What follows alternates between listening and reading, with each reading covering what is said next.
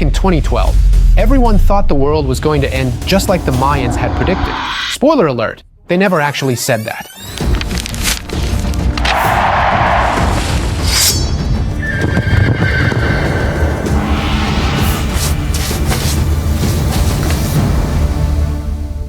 Welcome to this new series, Ancient Peoples, where, as the name suggests, we talk about ancient civilizations. So let's dive into their culture, what they invented, what their society was like, and most importantly, why we're still talking about them today. For this new series, we actually want to try something different. To immerse you even more in the ancient world, we've decided to use artificial intelligence. So, some of the videos you'll see, those that are marked, will be made with AI, because I think it's a great way to experience this world like never before. Let's get started. We're in Central America, about 2,000 years before Christ. At the time, the area was mostly inhabited by hunter populations. Over time, some of these hunters began to isolate themselves, breaking away and moving from Guatemala northward in search of new lands to settle. That's how the Maya were born. At first, since there were only a few of them, they built small villages where hunting was still common, but they soon realized that some of the plants they gathered fruit from could actually be cultivated. This allowed them to have enough food. But Central America is a very hilly area with uneven terrain. There aren't really any large plains. So, where did they farm? Well, for example, they started clearing small areas of tropical forest and building terraces, so they could make the most of the arable land, which was mainly used to grow beans and corn.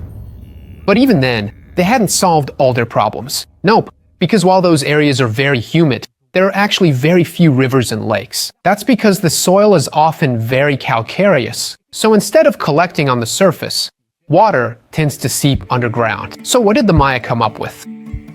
They already had stone quarries, since that's where they got the material to build their homes. They realized that those quarries, if waterproofed with plaster, could work as water reservoirs. But that's not all.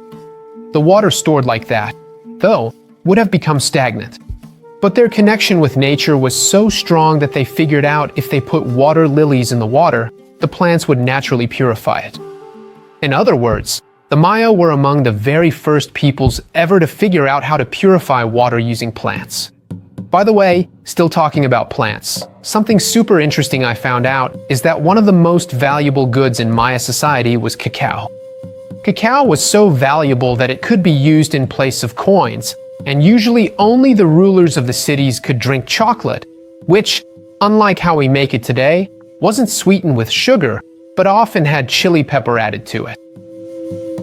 Anyway, thanks to agriculture, what were once simple villages gradually started to grow in size, becoming real city-states. This city model worked so well that within a few centuries, the Maya occupied a huge area, which included southern Mexico, Guatemala, and, to a lesser extent, El Salvador and Honduras. Just to give you an idea, they occupied an area that was about 350,000 square kilometers. And how big is 350,000 square kilometers? That's about the size of Italy and Switzerland combined. All this growth immediately created another need, to keep track of their production, as well as to record what was happening within their society. That's exactly how the Maya, around 300 BC, invented their own writing system. Since that area was rich in forests, the Maya decided to use trees themselves as the material to write on. In fact, they would take long pieces of bark and cut them so they could be folded kind of like an accordion, making them take up less space. Then they would apply plaster and write on top of it. This is interesting because, since the Mayan language was painted, they could easily draw curved lines. In fact, if we look at Sumerian writing, what was it like? It was made with grooves. Why? Because it was engraved on tablets and formed wedges. And that's why it was called cuneiform writing. Whereas here we have much softer lines. However, it was a complex system, where the glyphs were pictograms that directly represented objects in some cases, while others were ideograms, so they expressed more abstract concepts, like actions, ideas, or even sounds. For example, I take the sheet of paper. So, if we try to draw a Mayan symbol, we have this. For example, this glyph is pronounced Wits and means mountain. Actually, there are several versions of it, and I'm not exactly great at drawing the Mayan alphabet, but this is just to give you an idea of what the writing of that people was like. So the Mayan script, along with Sumerian, Egyptian, and Chinese, is one of the oldest in the world. And the crazy thing is that these four writing systems developed completely independently from one another, even though they originated in completely different parts of the world. Unfortunately, very few Mayan texts have survived to this day. Most were actually destroyed by the Spanish in the 1500s. Among those that remain, one of the most famous is the Paris Codex, which contains religious prophecies and a Mayan zodiac. Speaking of prophecies, what was that thing about the Mayans predicting the end of the world? Actually, contrary to what has been said, the Maya never claimed that the world would end on December 21st, 2012. It was all our own misinterpretation of their calendars. Let me explain. The Maya had 3 calendars. 2 of these were used to count days, years, and decades. So, all in all, relatively short periods of time. The 3rd calendar, on the other hand, was used to calculate centuries and millennia. So, if I needed to mark someone's birthday, I would use the first 2 calendars. But if I had to talk about the birth of the world, I would use the 3rd one instead. So, this 3rd calendar worked in cycles, and according to the Maya, the 4th cycle would end precisely on December 21st, 2012. The point is, no one ever said the world was going to end. It's kind of like going from 1999 to 2000, you know? It's an important event, symbolic if you will, the end of an era.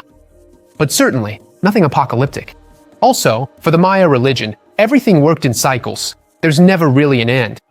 Anyway, the whole thing about the Maya calendars is super interesting, but also really long and a bit complex. So if you want a video dedicated just to this topic, write Maya calendar in the comments, and if you like it, I'll make it. In any case, this brings out an interesting aspect of the Maya, that they were a people for whom religion played a central role. Each city had a central square as its main feature, with a pyramid-shaped temple overlooking it. Unlike the Egyptian pyramids, which were originally designed as tombs, the Maya temples were used by the ruler and priests while they were still alive. In fact, the burial space for the ruler was created inside the pyramid only after his death. These pyramids were built as tall as possible to get closer to the gods. And the Maya believed in many gods. Among them, the most famous are Itzamna, the sun god, and Kukulkan, the feathered serpent.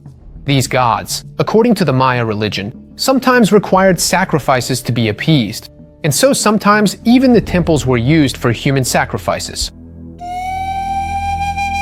Many times, in fact, it was the rulers themselves who sacrificed themselves, because by offering their lives to the gods, they could protect their own people. Other times, it was enemy soldiers who were captured and then sacrificed, although in reality this didn't happen very often. In fact, the Maya didn't really like going to war. Unlike the Aztecs, in fact, there was never a Maya empire. All in all, they always lived in many isolated and independent city-states. Believe it or not, the Maya, just to avoid going into battle, if they had some rivalry with a neighboring city-state, would go play a game of ball instead. Okay, actually, they didn't go play soccer, but they did indeed have a unique team game where each individual player had to carefully bounce a resilient rubber ball without using their hands or feet inside a very special eye-shaped court, which featured some cleverly slanted walls that specifically allowed the ball to effectively bounce and rebound. In some versions of this game, there were even rings, and if the ball ended up in one of them, the match would end instantly, kind of like catching the golden snitch in Harry Potter. This is interesting because not only is it the first team sport in history, at least the first for which we have evidence, but it's actually thanks to this sport that the Maya figured out how to extract rubber from trees around 1600 BC. I mean, they figured out how to extract rubber so they could make a ball to play with, instead of going to war. And from that invention also comes the rubber we still use today. For a long time, it was actually said that at the end of the game, either the losing team or even the winning team would be sacrificed, because being sacrificed to the gods could be considered an honor. But in reality, there isn't enough evidence to confirm either theory with certainty. At this point, though, there's just one last thing left to see. That is, what happened to the Maya people. In fact, starting from the end of the 6th century AD, at the end of the so-called Classic period, the Maya began to abandon their cities. The reason? We don't know. As we mentioned, the Spanish burned most of their books, effectively erasing a part of their history. The fact remains that for about 1,000 years, the Maya were still around. But they mostly lived in rural areas and were essentially a people in decline. So you can understand why, in the 1500s, the Spanish didn't really have much trouble subjugating them. Even though the Maya people didn't actually go extinct, they still exist today. In fact, there are still real communities that identify as Maya, especially between Mexico and Guatemala. We're talking about around 6 million people. And many of them speak about 20 different Mayan, like Kich Maya, Tzotzil Maya, and Yucatec Maya. Alright guys, thanks for sticking with me up to this point. I hope you like this new format, and most of all, I hope you find it useful, because these are peoples that I'm rediscovering myself right now, and they're truly fascinating. I hope I managed to share with you a bit of this passion for archaeology and history. A special thanks to Professor Federico Cantoni for his technical support in preparing this content, and I'll see you in the next video.